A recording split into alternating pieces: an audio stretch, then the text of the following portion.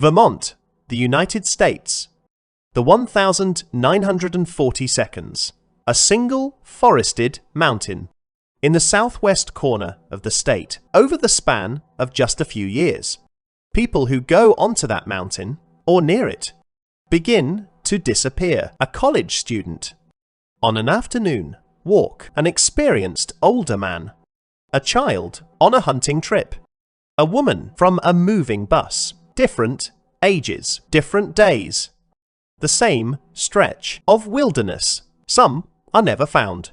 Some are found in ways that raise only more questions. Decades later, that mountain has never explained a single one of them. In the southwestern corner of the state of Vermont, in the United States, there is a stretch of mountainous, heavily forested country. At its center is a peak called Glastonbury Mountain. It is wild country, densely wooded, rugged. In the area's history, there had once been small settlements and industry in those mountains, but by the 20th century, much of that had faded away. What was left was forest, trails, and a great deal of empty, difficult terrain. In the modern era, this region picked up a nickname. It came to be called the Bennington Triangle, named for the nearby town of Bennington, and borrowing the language of other so-called triangles where strange disappearances were said to cluster. The name is modern. It is informal. It is not an official designation of anything, but the reason the name exists is real enough, because in the 1,940 seconds and early 1,950 seconds, within just a few years of one another, a series of people vanished in or around that mountainous country. They were different people, different ages, different circumstances.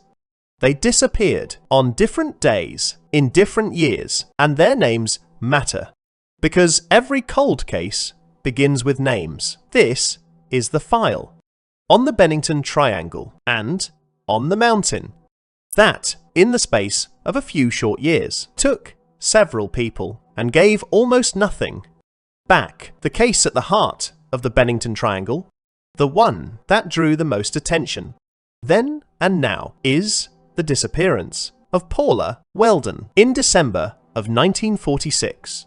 Paula Welden was a student at a college in Bennington, Vermont. She was 18 years old on the 1st of December, 1946. Paula Welden decided to go for a walk. She set out, by the accounts that have come down, to hike on the long trail, a long-distance hiking trail that runs through the Vermont mountains, including that stretch of forested country near Glastonbury Mountain. She was seen that afternoon by various accounts. Paula Welden was noticed by people as she made her way toward and onto the trail. She was reportedly not heavily dressed for a long expedition into winter mountains. She was dressed, it seems, for the walk she had in mind, not for survival in deep wilderness. Some accounts place her on the trail itself, seen by other people who were out in the same area that afternoon. By some of those accounts, she was walking ahead of others on the trail, and then simply was no longer in sight. Paula Welden did not return to the college when her absence was noticed. A search began, and the search for Paula Welden became enormous. It drew in large numbers of people. It covered the trail and the surrounding country. It was, for the time and place, a major effort. It found nothing. No trace of Paula Welden was recovered. No clear sign of where she had left the trail. No belongings. No remains. An 18-year-old student had gone for an afternoon walk on a marked trail and had walked straight out of every record the world keeps. If Paula Welden's disappearance had been the only one, it would still be a haunting cold case. But it was not the only one. The region earned its modern nickname is that Paula Welden's disappearance sat within a cluster, a series of vanishings, in the same general area within a few years, by the accounts that have come down.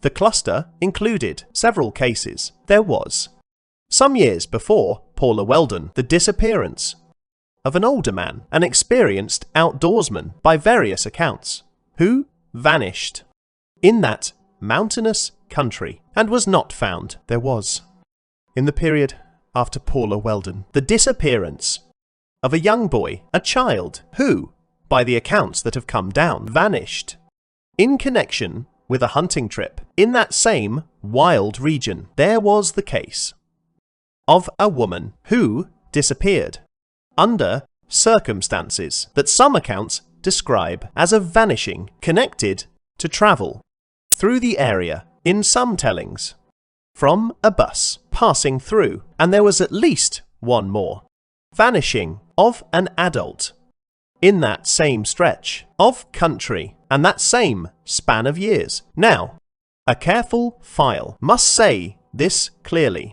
These cases were separate. They involved different people of different ages in different specific circumstances. Some were better documented than others.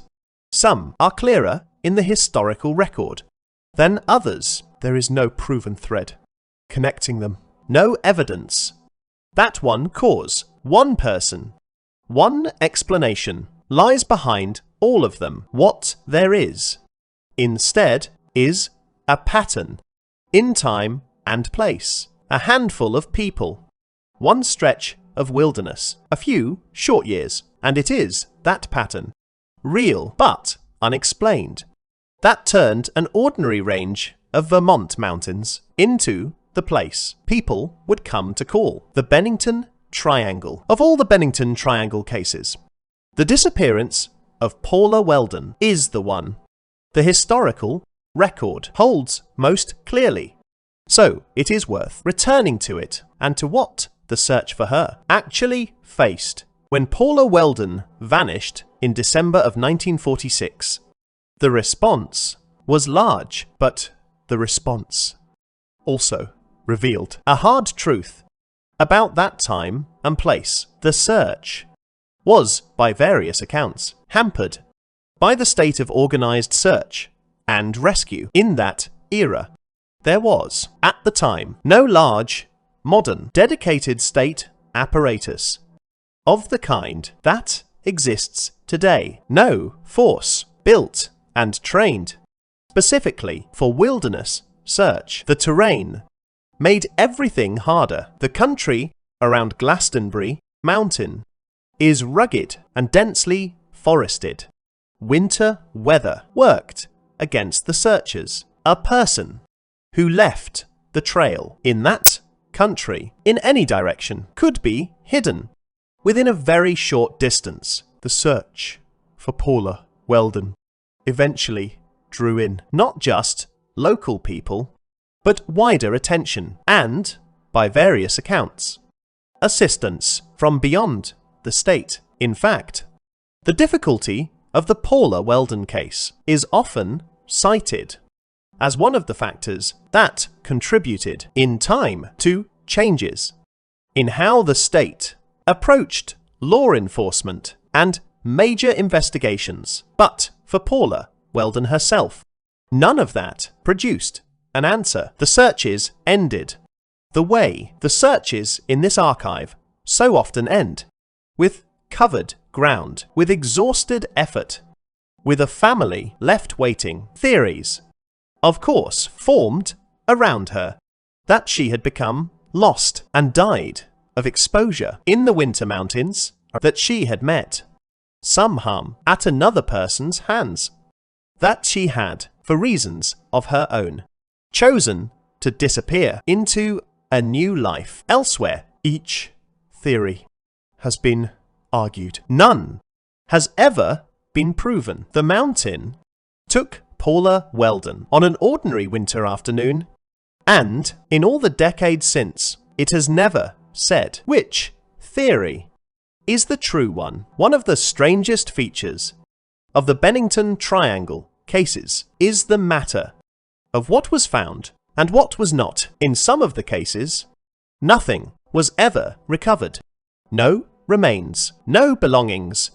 The person simply did not reappear in any form ever again. But in at least one of the cases, in the cluster, there was a recovery, and the recovery only deepened the mystery. In one case, by the accounts that have come down, remains were eventually found, but found in an area that had reportedly already been searched, found in a place where searchers believed they had already looked. That detail remains appearing in ground, thought to have been covered, is one of the things that has fed the eerie reputation of the region. But a careful file must offer the ordinary explanations too. Search and rescue history is full of cases across the world, in every kind of terrain, where remains are found in areas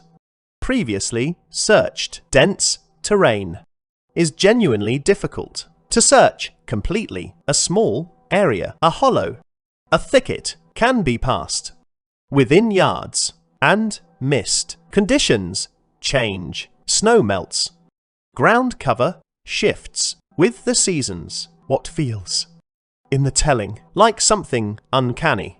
The mountain hiding and then revealing is also very often simply the truth about how hard it is to search a forest. But that explanation, reasonable as it is, does not dissolve the Bennington Triangle, because the core of the cluster is not the strangeness of a single recovery. It is the simple, stubborn fact that several people of different ages on different days went into one stretch of wilderness in a few short years and did not come out. So, what explains the Bennington Triangle over the years?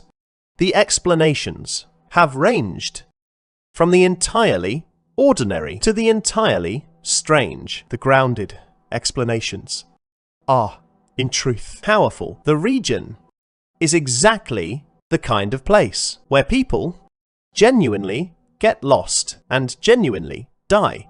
It is rugged. It is densely forested. It has difficult weather. In the 1940 seconds and early 1950 seconds, organized wilderness search was far less developed than it is today. A person who leaves a trail in that country, who turns an ankle, who is caught by weather, who becomes disoriented, can die of exposure within a short distance of safety and can be hidden by the terrain for years or forever. And there are human explanations too across those same years. Some of the disappearances could, in principle, have involved crime. Different cases, different circumstances, not necessarily linked. Then there are the other explanations, the ones that have grown up around the nickname stories of something strange in those woods. Local legends, tales far older than the 1940 seconds. A careful file does not need to entertain the strangest of these to find the case genuinely unsettling, because the honest summary is this: the most likely explanation for the Bennington Triangle is not one thing, it is many things. Hard terrain, poor early search capability, winter, bad luck, and possibly, in one or more cases, another person, all falling within a few years, in the same place, and then being gathered long afterward under a single dramatic name. The name makes it feel like one mystery. It may, in truth, be several, but not one of them has ever been solved. Behind the dramatic nickname,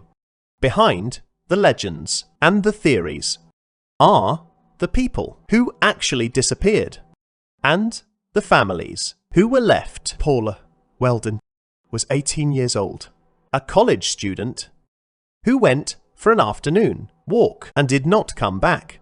Her family faced what every family in this archive faces: the searches, the waiting, the slow, terrible understanding that no answer was coming, and the others in the cluster each had families too. An older man who did not return from the mountains, a child lost on a hunting trip, a woman vanished in connection with a journey through the area. Each of those disappearances was, for someone, the central tragedy of a life, not a chapter in a mysterious legend, but a real person who did not come home. The Bennington Triangle is, today, a famous piece of American strange history. It is written about. It is told as a campfire kind of story, and there is something worth being careful about in that, because the nickname and the legend can quietly erase the human center of these cases. It is easy to talk about a triangle, a mysterious zone, an eerie pattern. It is harder and more honest to remember that the triangle is made entirely of missing people. An 18-year-old on a winter trail, a child in the woods, an old man in the mountains. He knew each of them frozen permanently at the moment the forest closed behind them. More than 70 years after the disappearances that gave the Bennington Triangle its name, the cases remain unsolved. Paula Welden was never found. Several of the others in the cluster were never found either, and no single explanation has ever been proven to account for them. It is entirely possible, even likely, that there is no single explanation, that what looks like one mystery is several ordinary tragedies gathered under one name. By the way, human beings tell stories, but the obstacles to ever knowing are now absolute. The witnesses are gone. The original searchers are gone. The era itself has passed out of living memory. The forest has had more than 70 years to keep its secrets. What endures is the shape of it. One stretch of wild Vermont mountain, a college student on an afternoon walk, an old man, a child, a woman in transit, a handful of people across a handful of years who went toward that mountain and did not come back. We may never know what happened to Paula Welden on the long trail in December of 1946. We may never know whether the cases share anything at all beyond a map and a span of years, but we know they went into those woods. We know the searches found almost nothing. We know that one mountain, in one short stretch of time, swallowed more people than the living have ever been able to explain, and that, for as long as cold cases are remembered, is what keeps the file open. Even when the trail is cold, Chalkline file doesn't promise you answers. Sometimes the file is open for 70 years. Sometimes the only witness is a mountain. In the 1940 seconds and early 1950 seconds, several people went into one stretch of Vermont wilderness and never came out. A college student, an old man, a child, a woman in transit. Different days, the same forest. What we have, more than 70 years later, is a marked trail and a missing 18-year-old. A cluster of vanishings with no proven thread. A handful of searches that found almost nothing, and a nickname that turned grief into legend. If you know something, the file does not. A name, a recollection. A story carried in a family from someone who lived near Glastonbury Mountain in those years. Every detail still matters. Even now, even 70 years on, cold cases stay cold until they don't. This was the Bennington Triangle File. Subscribe for more case files from the Deep Archive. Some of them have answers. Most of them are still waiting.